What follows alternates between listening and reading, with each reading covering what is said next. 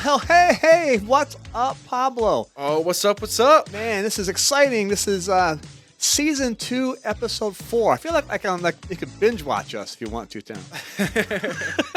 Almost getting there, yeah. Season 2, episode 4 of the official EFF podcast. My name is Todd Bailey, and that guy over there is Pablo. Welcome back, man. Missed you. Absolutely, yeah. Happy to be here. I want to let people know to check us out on Apple Podcast, Podbean, Spotify, Apple Music, and iHeartRadio as well to check out this podcast on all of our different places. Absolutely. That's very important. We need all that. So thank you. Mm-hmm. As always, want to thank our sponsors, 123go.io and Tabby Entertainment. And you can find us on extremeff.com.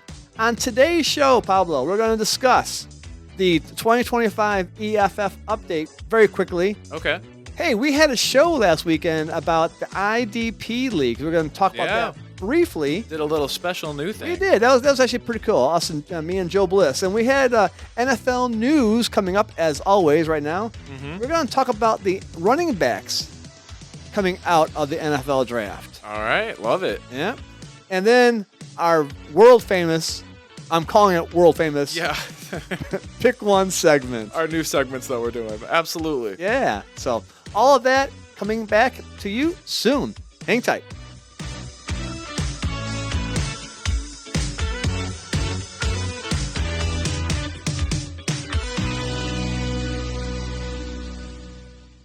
Oh, man. I'm regretting not having water with me today. That's a mistake. Oh. Well, we can solve that. We can fix that problem. Yeah, no, it's all right. We're going to rock it. I have mango water today. Mango water. Mango Look at water.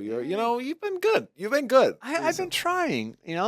I'm going to Hawaii next month, so I got to get. I got to lose about 5 or 6 more pounds out of this belly here in my way. Got to get in my prime beach body. Right. Exactly. Wow. You got to get a tan is what you got to do to protect yourself, because I know you're going to burn. I probably will burn. I bet you won't put sunscreen on that head. I probably won't.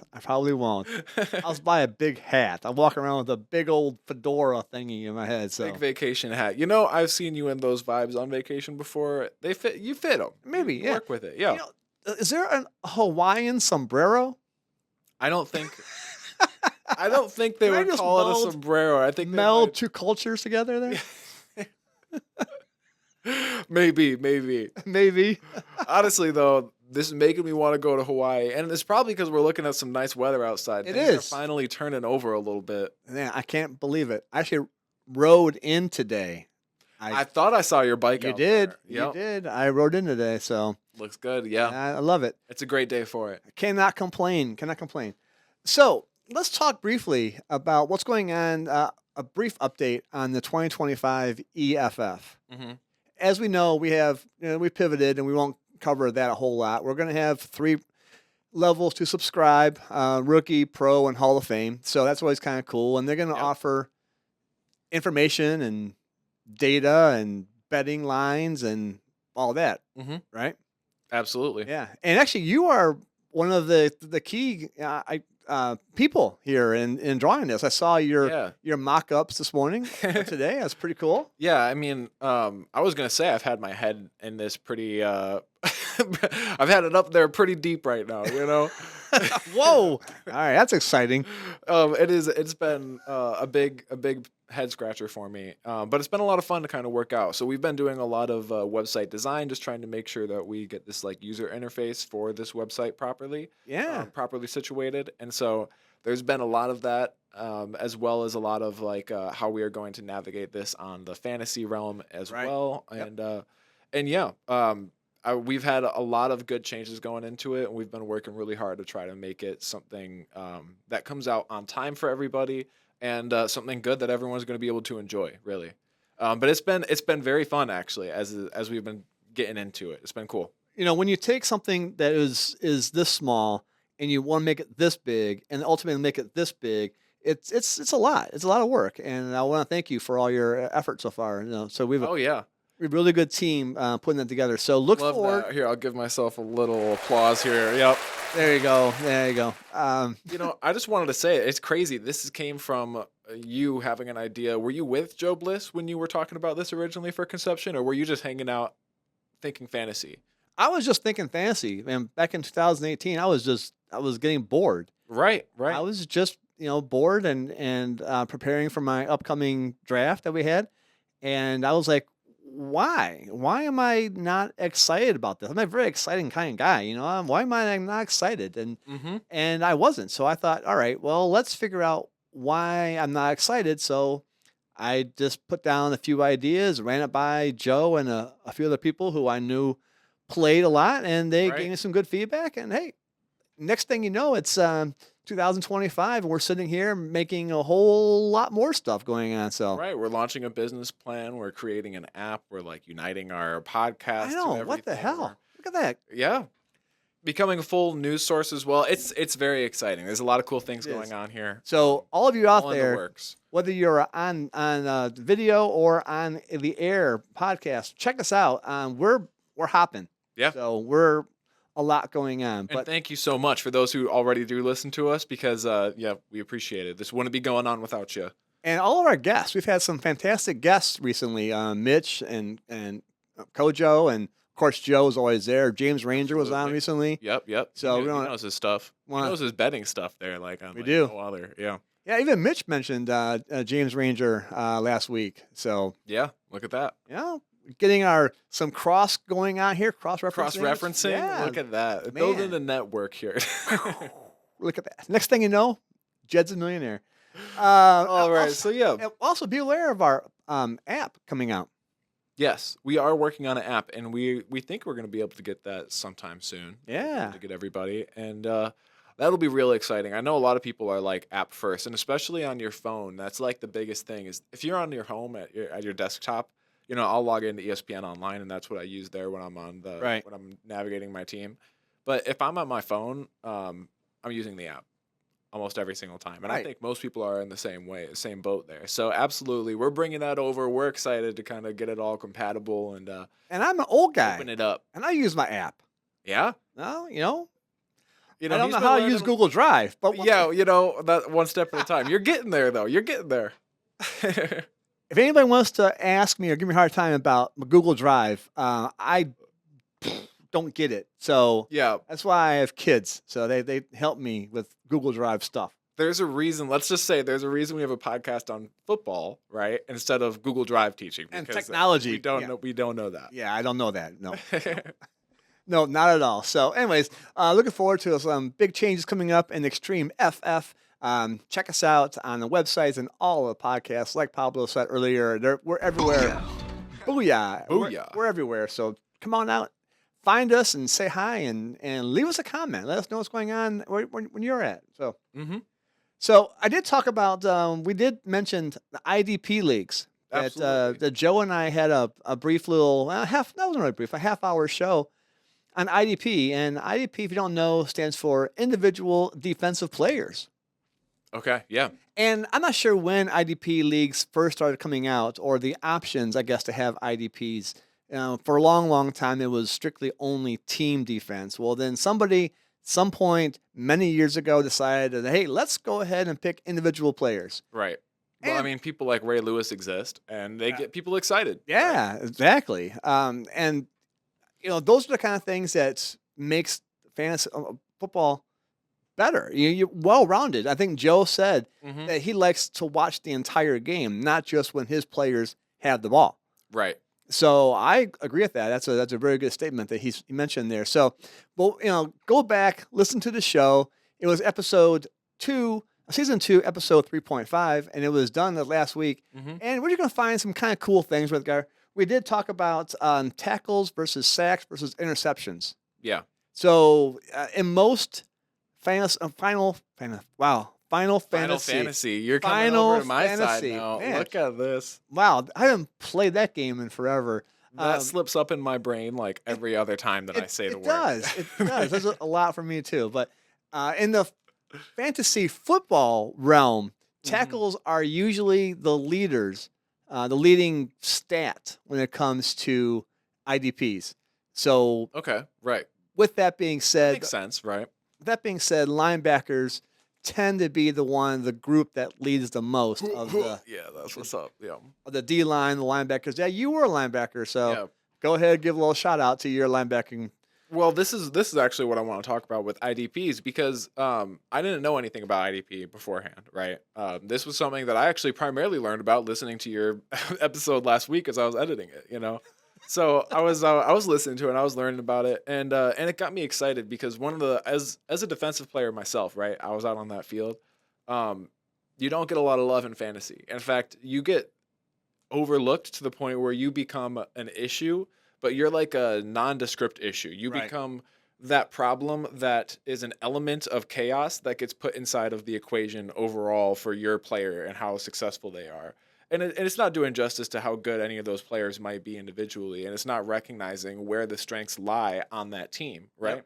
Yep. So I think that's the greatest part about the IDP is that, it does give a little bit of love their way. And I think a lot of people who know fantasy a little bit or know football a little bit beyond just the surface level can start to appreciate that more and more as it goes. So I Yeah. think this IDP definitely shines for those who know a little bit more than just the surface level of football, or at least follow football as a whole sport more so than just the big shining names and the popular things that pop up in news feeds and whatnot.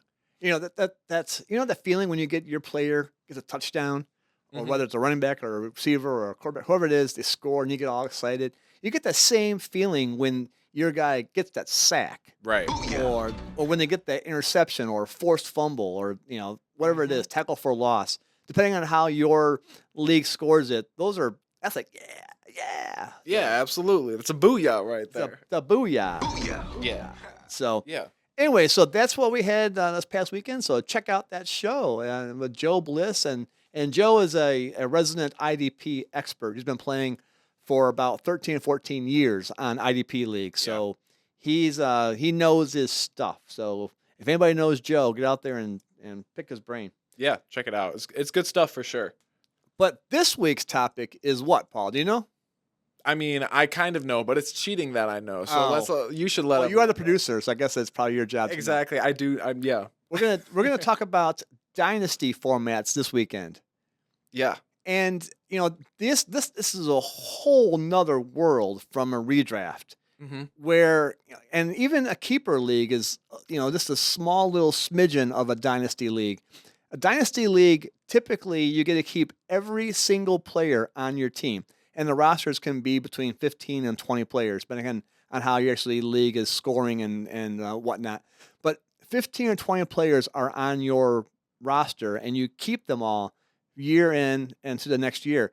And when it comes time to draft, you only draft like 5 or 7 players. So it's not a very long time.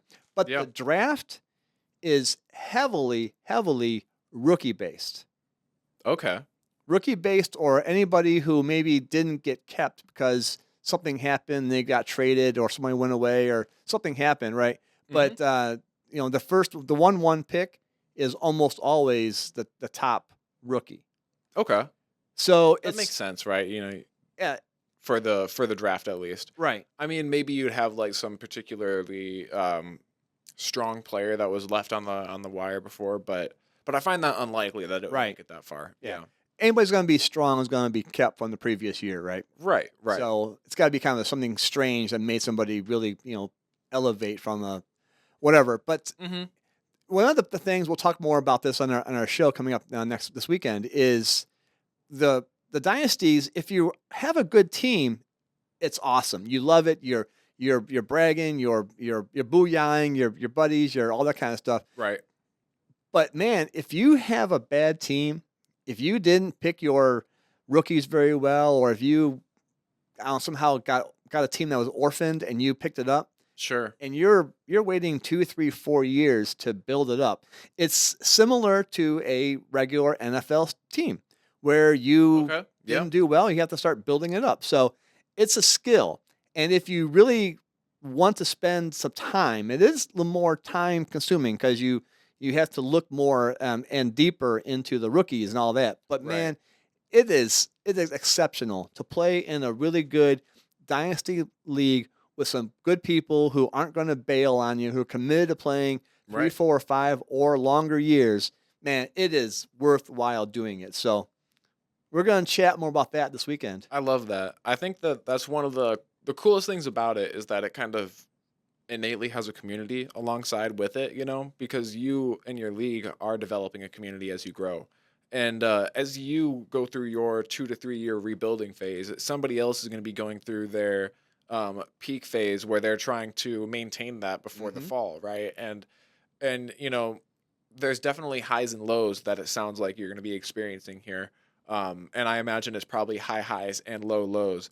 But I love the comparison over to the actual league there with the fact that it's very similar to the way that the real league functions because one, you do get to do the draft. So for those of you who have, because I remember back when I played Madden and I drafted my players from like the Ultimate Team, and that wasn't like rookies. That was just the players that were already rostered for all the teams once they were no longer assigned to any Yeah. teams again, which was a blast. I loved doing that. And so like, bringing that even a little bit of a touch of that aspect back into it makes it very exciting.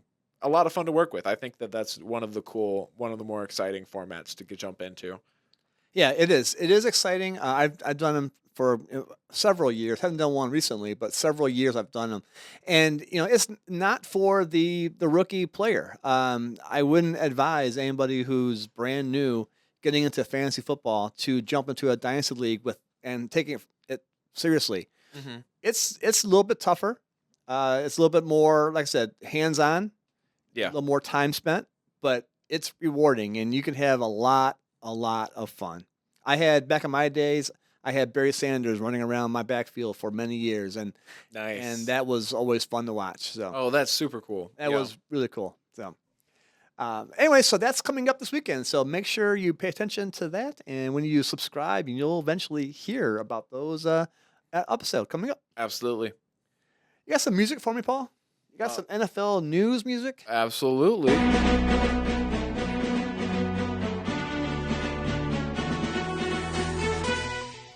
So it is this. This is the hot time right now. Mm-hmm. You got the free agencies happening. You got some trades happening.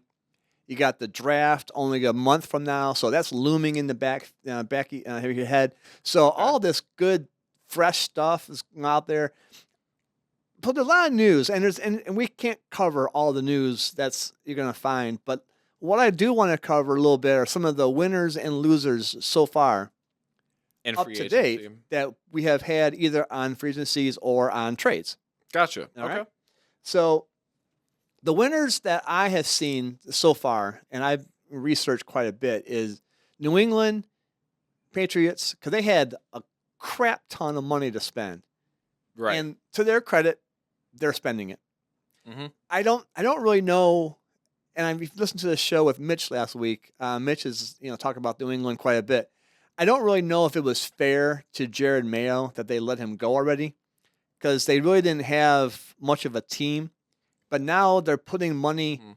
into the team, which is really kind of cool. It's nice to see New England get back into it. Buffalo, okay, the Jets, crap. Miami, whatever. So seeing New England back into it is good, I guess, because it's been a few years. I know they had a dynasty for a real long time, Sure. Yeah. but whatever. So seeing them back into it is great. And also, I do feel that the Las Vegas Raiders are winners so far with them. They upgraded Geno Smith.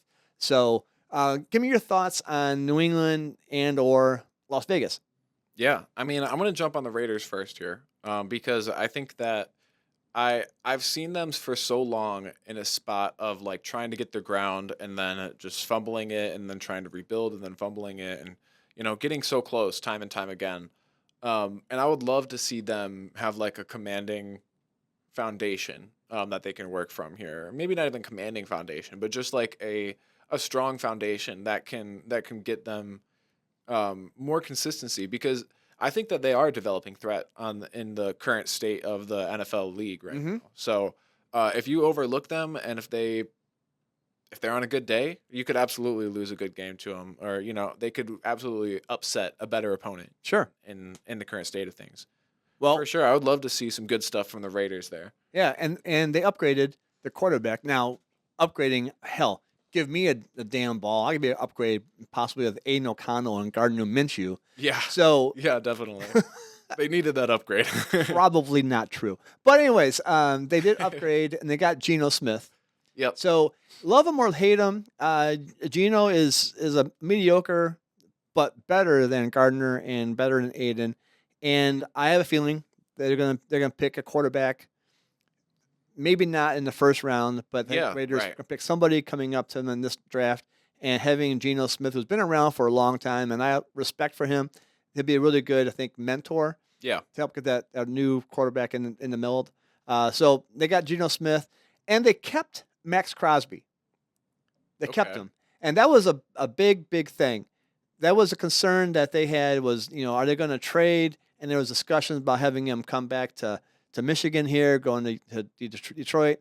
But it didn't happen. So I give the Raiders credit that they kept him, and Yep. they have the Pete Carroll as the coach. And Pete Carroll's been all over college and pro for a real long time. He's been out of the game for a few years, but he's back into it. Back in with Geno Smith was his quarterback in Seattle. So now he has his quarterback and he has Max Crosby. And then they added Jeremy Chin, which is a name that not everybody knows. Right. But man, wherever he goes, he plays well. He's a DB. And he always plays well. So the Raiders went out there and they signed Jeremy Chin too. So I give them props for that. Right. Okay. And then back to New England quickly. They have money to spend. They have like the second or third overall pick, or whatever number it is exactly. But Yep. they spent their money on 4 starters on the defense. They got Milton Williams, fresh off of a Super Bowl MVP kind of game with the Eagles. Harold Landry, a top edge rusher. Robert Spillane, and they took the Carlton Davis from Detroit. So they got basically you could go from the entire defense, line, middle linebacker, and DBs, all been picked up now by New England. So I give them props for doing that. Yeah. Yeah. Absolutely. I like that. I'm happy to see it. Especially I was looking over at the QB drafts because I was like trying to remember like Cam Ward and Jackson Dart and them for the people who are going to be drafted as rookie QBs as possible like subs here. Yeah. And I remember not being as impressed with the QBs of this season. So I think that it's smart to recognize that you might need a mentor year for these sorts of quarterbacks, that you might need them to not jump right in the helm because they might not be the caliber quarterback to just take control and be able to run a season right now. And we've seen even the best quarterbacks struggle at that position. Yeah. So I think that I think this is a great mentor year for quarterbacks, and definitely good to see the way that it shakes out. And I also love just briefly that New England's addressing issues and hopefully just trying to take control of their defense in a strong way, and that they can then draft out their issues on offense and figure out what they're going to do there. And they have a chance to get Tet McMillan, the top receiver, at least in my eyes, top receiver. And so to go with Drake May. So I think they have a nice foundation going on there. So that's looking forward to seeing that happen. Mm-hmm. Now, I am always down to pick on Dallas Cowboys. Yeah, are you? Always Really? down. If I get a chance, no offense to any Dallas Cowboy fans, and no offense to Dallas the city. I love Dallas the city. It's actually a beautiful city. Mm-hmm. I have no problem with that. Just 1976, they sent me stickers. Yeah. So I've held the grudge for 50 years. Yeah. We're going to take a second. Just because this is off season here, we'll have an extra moment here. We're going to do a little story time here. Oh, God. So 1975, 76, I'm a 9, 10-year-old boy, and I was a big fan of Terry Bradshaw and the Steelers and Dallas Cowboys and Roger Staubach. Nice, yeah. So I decided to send them letters to ask for autographs. Now, back then, you could do that. I don't think you can now. Yeah, well, so what did you mail that to? Did you just mail it to the Pittsburgh Steelers actually or had something? I had a book that had all the NFL addresses. So I sent a letter to the Dallas Cowboys and the Pittsburgh Steelers. All right? Nice. Okay. So, again, I'm a 9, 10-year-old boy. Yep, just a hopeful young lad. Yep. Yep. No, whatever. So I get a letter back from the Pittsburgh Steelers, and I still have it to this day. Nice. I kept it. It was just a photocopied list or autographs of every player and then a picture of Chuck Noll, the coach, and his signature. Now, it didn't say to Todd or anything, so it was just probably just hand signed by thousands and thousands. It may not have been signed by them. I don't know. But for a 10-year-old boy, I got an envelope from the Pittsburgh Steelers, and I have their paper. That's pretty cool. Mm-hmm. So I was excited. I was immediately a bigger Steelers fan. Let's give an applause for the Steelers there. Good, we love that. W on the Steelers for sure. Yeah. Yep. But here comes the but. You know it has to come in there. Somewhere along the line, I get a letter from the Dallas Cowboys, and I'm like, open it up. What am I going to get? Mm-hmm. And I get a form letter that says, thank you, but unfortunately, we don't do this from the Cowboys. Here are some stickers. America's favorite football team, my butt. I got stickers. So that immediately put me into a tailspin on the Cowboys. Uh-huh. So that was 1975 or 76. So almost 50 years later, I'm still not a fan. Yeah, so then I guess if you were the head coach or GM or in charge of PR or whoever was making that decision, don't be offending your 9-year-old fans because sometimes they hold that with them. Yes. They hold that with them. Now, if the PR guy from Dallas wants to call me on the phone and say, hey, we'll fly you down here for VIP seats with Jerry Jones and watch the game, I would not say no. Yeah. So he wants to go back 50 years and try to fix me up a little bit. That's okay. He is not beyond redemption, he's saying. It just needs a little bit of push in the right direction. Yeah. You know? I want something because I do feel that that's a pretty awesome stadium to go see, and I wouldn't mind going there. But anyways, I digress. Yes, all right. Yeah, that was a little bit. That was a little storytelling there. But the reason why I'm picking on Dallas this time, not because of stickers, is because why haven't they signed Micah Parsons? I don't get it. Yeah. Max Crosby has been signed. Myles Garrett has been signed. So you got these two, big defensive stalwarts out there, and look at that word, stalwart. Man. I feel like you didn't use that right, like sentinels maybe or something. I think I did use it right. I think it is right. Yeah, I think. Okay. Yeah. Okay. Any English guys out there, let me know if I did that right or wrong. Anyways, so I got two guys, big guys on defense, and Max Crosby signed. And he was the highest paid non-quarterback. Ooh, and then Myles Garrett signed. He was the highest paid non-quarterback out there. Mm-hmm. Well, if Micah Parsons wants to have that designation, it's costing Dallas more money every day this goes on. Right. So I'm like, well, if you aren't going to sign one of the best defenders in the game, and he's right there at home, what's the problem? You lost Dexter Lawrence, to Seattle.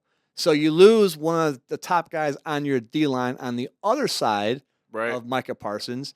I don't know. Dallas needs to get that sewn up quickly. Yeah, absolutely. Looking at their defensive lineup right now, it looks like their strong linebacker is currently questionable in the state of things too, which puts their defense, especially on the edge, in a weird spot, which means they might need a little bit of the strength there. Yeah. So, and then you, if I was to ask you 2 years ago, do you know who Rico Dowdle is? Yeah, no. What would you say? I would have said no. Are you talking about some sort of Rice Krispie treat thing? Is there a new flavor out there? The Rico Dowdle. Wow, that's good. Yeah, that could be good. Yeah. But last year you had him right on your regular league, right? Exactly. Yes, I did have him. Yeah, and he performed well. He was good. I mean, he wasn't great, but he was good. Well, now he's gone. Yeah. Now they have Javonte Williams. This is an interesting move, in my opinion. Now you can sit here and argue, both ways about who's better or who's worse. But I don't. Why wouldn't you keep if you're not going to really upgrade? And I will argue that Williams is not an upgrade. It may not be a downgrade, but not an upgrade. But why wouldn't you keep the guy you have on your staff. And I don't Right. think Dowdle is asking for a lot of money. So if it's not I mean, maybe he's a bad guy in the clubhouse. I have no idea. Maybe that's the problem. Maybe he's just not buying into it. Maybe he wants out. Maybe he's, you Right. know, a problem. His hair is too long. Maybe the hair too long, yeah, like mine. But so I don't know if that's a problem or not, but something is causing Dallas to get rid of Rico Dowdle. And Okay. so again, now you're bringing in Javonte Williams. That's the best you could bring in to replace Dowdle. Right. I was gonna ask. So, like, what was the trade there? Was it just a 1-for-1? It wasn't a trade; it was free agencies. So well, because I was gonna say, because believe. now it looks like the Panthers have Rico Dowdle. They do, yeah. So again, yeah. Yeah. So I'm Rico Dowdle.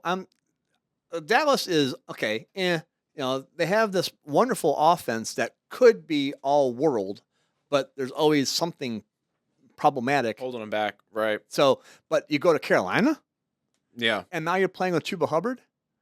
So you were the man. Yeah. You were the man in Dallas. You were. I'm going to say the heir apparent to become RB1 in Dallas. Right. Yeah. Now you're backup in Carolina behind Chuba. And it's weird too because the Chuba Hubbard is one of the few strengths that Carolina's got now Right. to them. So like being behind that person is not a good sign for you. Right. Granted, you know, it can create like a little bit of the Sonic and Knuckles dynamic here. That you Wow, have look at going you on. reference that. Referencing the previous episode. Check us out. Episode season 2, episode 2 or something. Yes. Yep. So, but yeah, like you could get that Sonic Knuckles thing going on with him where you have him sub in sometimes based on the situation on the field, Right. which Right. might not be bad. Like it really could work out with Rico Dowdle, and I know he's a good player. It's sad to see him go, especially for a trade that seems like it might not even be, I mean, not like a legitimate trade, but like a trade-off situation that seems like it might not even be a net positive. Right. Well, again, I do feel that's a loss. It's making Dallas one of the losers. And my other loser is the 49ers, or are better 49ers, better English there. Mm-hmm. Okay, you're there. Now you didn't get to the NFC championship last year, Right. but you can argue, sit here and say, well, if McCaffrey would have been healthy all year, we would have been there. I know we all say, hey, if this, Yeah. if that, if this, if hell, if we're gonna do the if game, the Lions would have won if they had anybody on defense who was healthy, right? Sure. Right. So okay, so McCaffrey didn't play much last year, and that hurt. I understand that. What I don't understand is you have Brock Purdy still on this year under his 5th year of his rookie contract. So he's not paying a lot of money yet, but you lose Deebo Samuel to Washington. Mm-hmm. Good move for Washington. I mean, Deebo Samuel is a little up there in old age, but he's still, I think, a good player. Yeah. But you lose Deebo Samuel. You lose Jordan Mason. Now, Right. I saw that. That was crazy. we all know when McCaffrey went down, they had backup was Elijah Mitchell and then Jordan Mason. Yep. And I think it ended up being more Jordan Mason than Elijah Mitchell. It's not even like a think situation. Jordan Mason took over on the field for a couple games. Okay, For yeah. sure. Yeah. But now he's gone. So there goes your potential insurance policy. Now, again, Jordan Mason may have said, hey, no, I want to be the big dog. But he goes to Minnesota Right. behind Aaron Jones. Now, I will say for Jordan Mason, I still see that as like a similar. Well, no. I mean, he may feel He's going to be in a good team still. So Yeah. like that's not going to be a bad thing. Right. But, you know, he himself is less likely to get field time right now. Or at least he has to fight for Well, that field time again. it may be easier to fight Aaron Jones than it is McCaffrey. So maybe he sees, Yeah, hey, that's true. I can maybe fight him better and get on the field just on my being a better running back than he is. But Mhm. I don't know. I just see that's a big loss there. But they're also the bigger loss in my eyes is Dre Greenlaw. Dre Greenlaw is a linebacker that is a stud, and the Niners lost. I don't recall just where he went right now, but they lost Dre Greenlaw, which is a huge, huge loss. And I'm reading this morning that they might lose Brandon Ayuk to New England Man, for some draft picks. So that's crazy. are you giving up on the 49ers? Is that what they're doing, is giving up and moving on? I don't know. Right. I mean, people, oh man, people like Brandon Ayuk, they're very strong on the team. You know, like it's crazy. Like you said, they could be moving on and just trying to think like we have to resituate the current state of our Right. team, and sometimes that looks like big moves. Yep. Yep. So, all right. Well, those are my immediate winners and losers. Winners being the Patriots and the Raiders, losers being the Cowboys and the 49ers. Yeah. Yep. Absolutely. All right. So, in the past couple of weeks, we have chatted about the quarterbacks coming out of the NFL draft. Mm-hmm.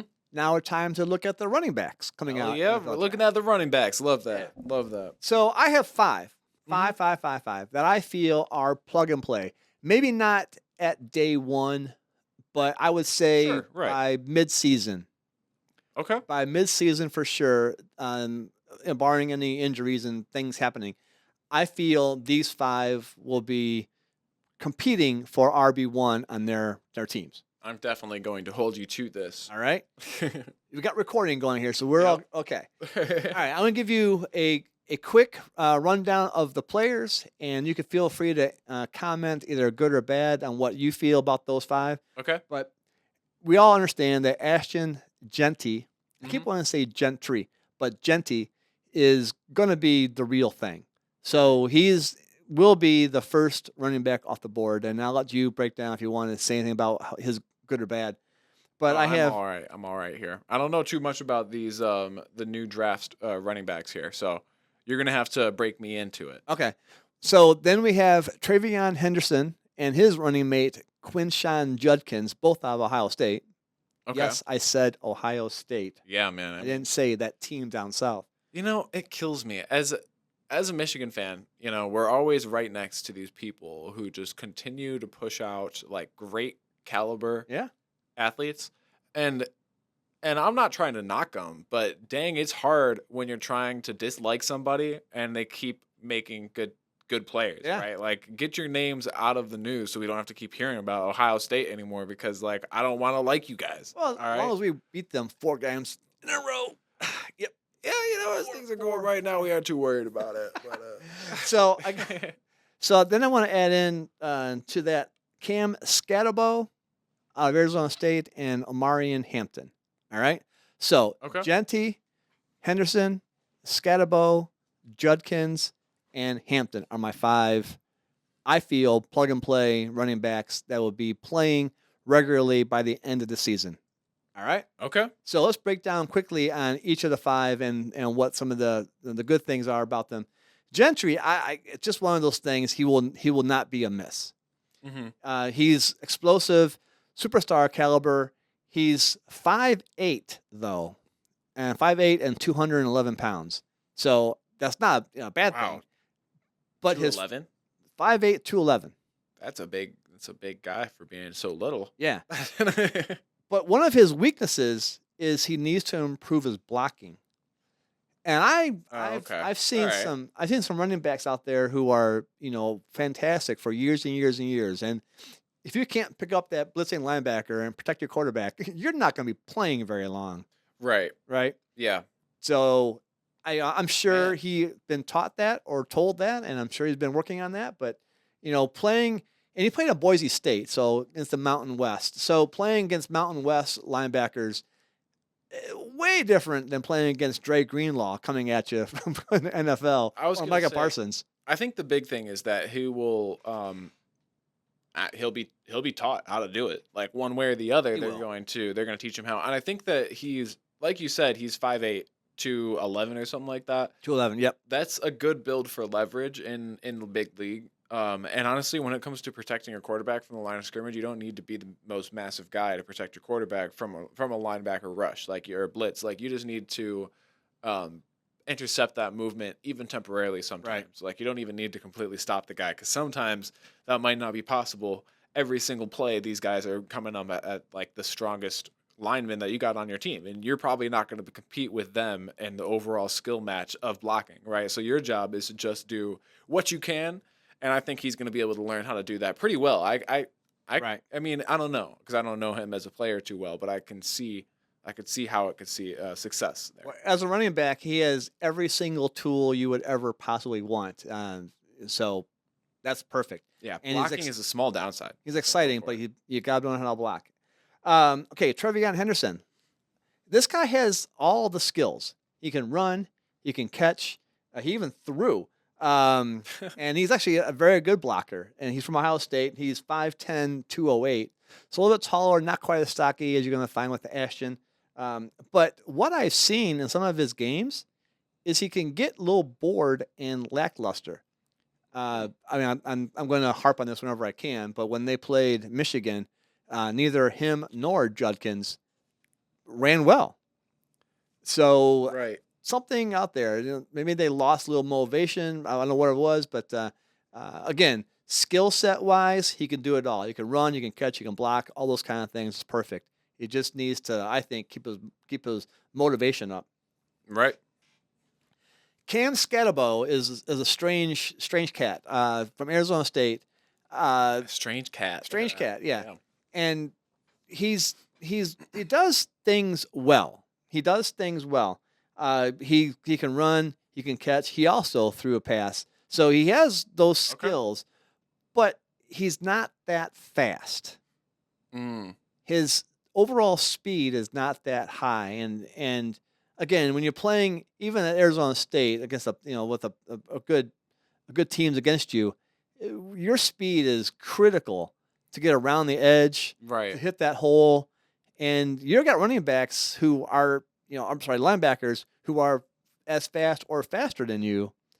Yeah. And if you can't get around that edge, you're not going to do anything. So, well, and they're used to some of the fastest people in the league to be tackling. So if you're a clear duck in the water, right, compared to them, you're going to be getting hit pretty hard, pretty often. Yeah, that's very true.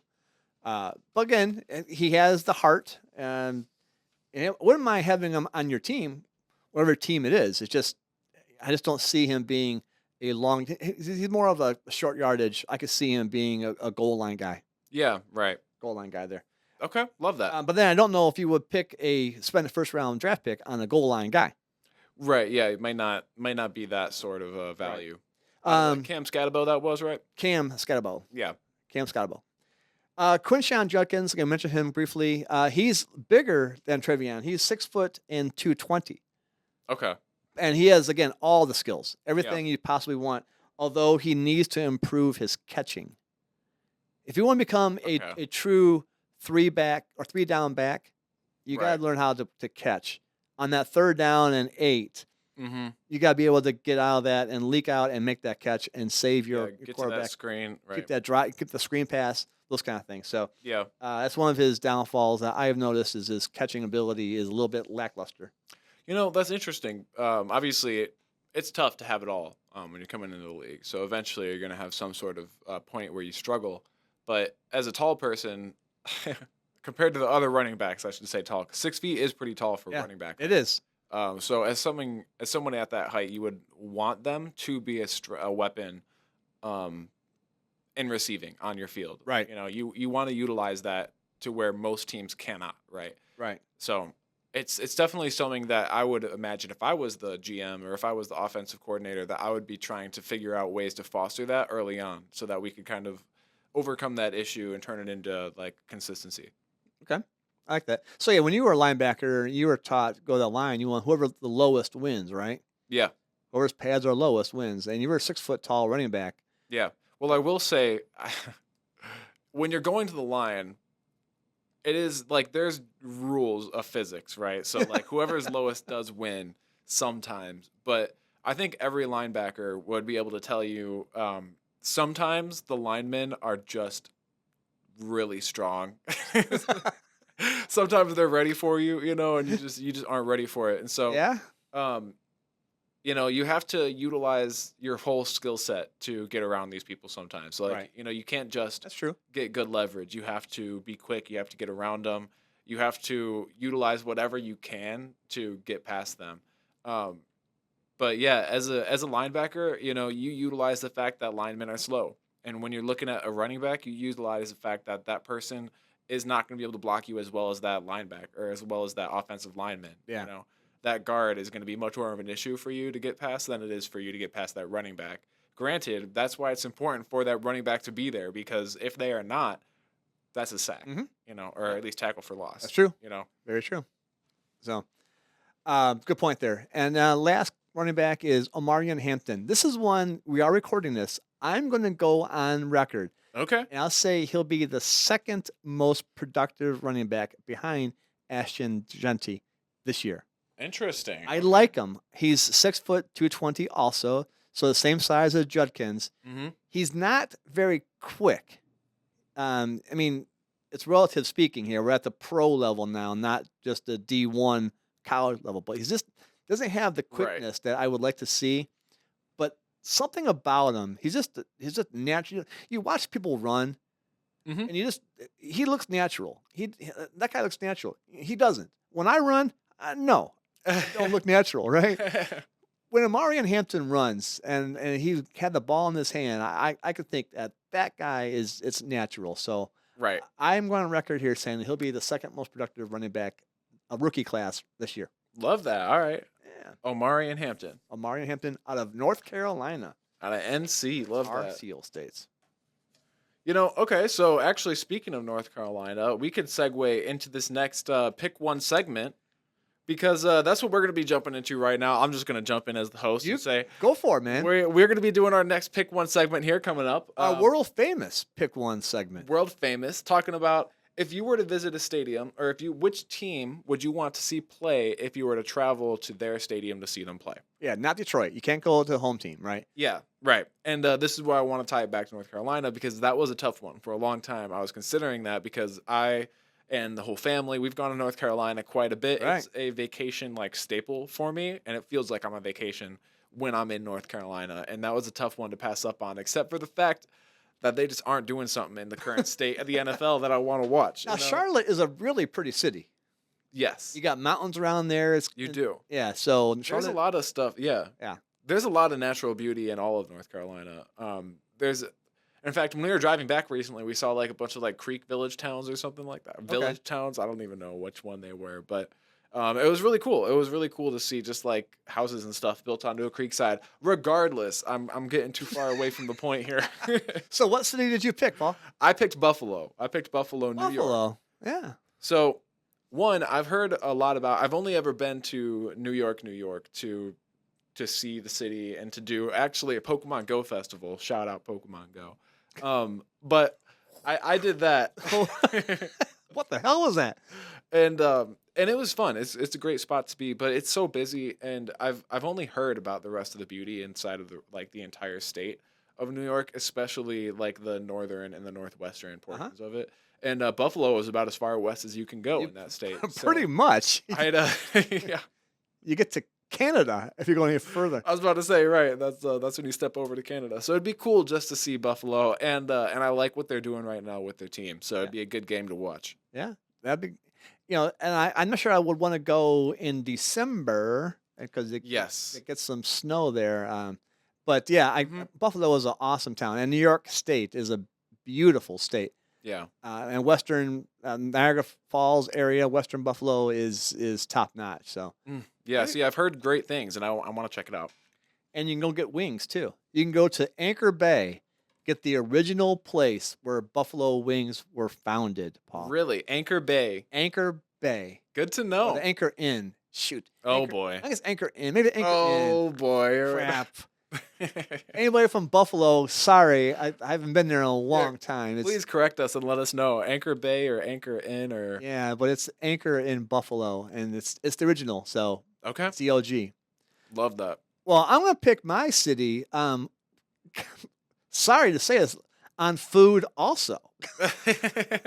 Because I'm hungry. I mean, that could be it. It's about lunchtime here. So I'm picking New Orleans. First of all, I love New Orleans. You were there with me. Mm-hmm. So we went down to New Orleans, and I'm a big foodie. So the Cajun food, the crawfish and biting it and cracking the head and all that kind of stuff. A little jambalaya or something. Oh, man, that's good. I like all that crap. Yep. So food-wise, but that's not the topic. It's a side bonus, right? Right. I've always liked, I guess since Drew Brees. Since Drew Brees played there. Yeah. I was growing up, and the Saints were called the Aints because they never won. The Aints. The Aints. The Wow. Saints were Aints. They, the fans would have the bags on their heads also. So I was never a They hate big us Saints. because they ain't us, you know? Okay, sure, yeah. So I was never a big Saints fan because of that. But when Drew Brees got out there, I got more of a fan, and I started watching him a little more. And the Mercedes-Benz Superdome is historic for all sports, Yeah. college, pro, Super Bowls, bowl games, everything. Wow. And you get the food. You get the food. Right. So all that is where I'm going to pick. So I picked New Orleans. Plus, New Orleans has some of the coolest culture in America. I would go as far as saying. Yeah. So it's Music. really, really cool out there. Yeah. The music, yeah. Maybe not the best, but it's one of for sure. It's up there. I'm too old for Bourbon Street, and I won't talk about the experiences that that we experienced. Someone else in this family had a Bourbon Street. Yes. But because she can't defend herself. No, right, exactly. Right. We would never do that. So, all right. Hey, I guess, Pablo, it is about time for you to start this little thing. Yeah, get that thing going here and Absolutely. and tell us what you're supposed to do. Yeah, absolutely. Everybody, thanks for having us here again. Thanks. We're doing it, Dad. We're making it done. But nonetheless, make sure you guys like and subscribe, as well as make sure to comment any fantasy formats that you want us to go over in our new format discussion segments that we're working into now. Like we had mentioned before, we are going to be going over a Dynasty format next, coming up here, probably releasing that this weekend. So that'll be exciting. Make sure you guys let us know if there's anything else that you're looking for. Awesome. And right above Paul's head, all those icons, click them, subscribe them. Yes. Yeah, check us out on Podbean, Apple Podcasts, 1 minute. Amazon, YouTube, Spotify, and iHeartRadio. Look at that. You got all of those. Yep. And we're on ExtremeFF.com. Above my head, you'll see two formats, our Blitz and our Exchange. So they are our new leagues we have available this year. But all that being said, Pablo, again, thank you for being here. It's always a pleasure to have you here. Oh, always happy. And thank you to all listeners out there and the viewers. We need more. Spread the word around. And as I always say, get out of here. When life gives you a chance, you make it happen. All right. And we're out here. Peace.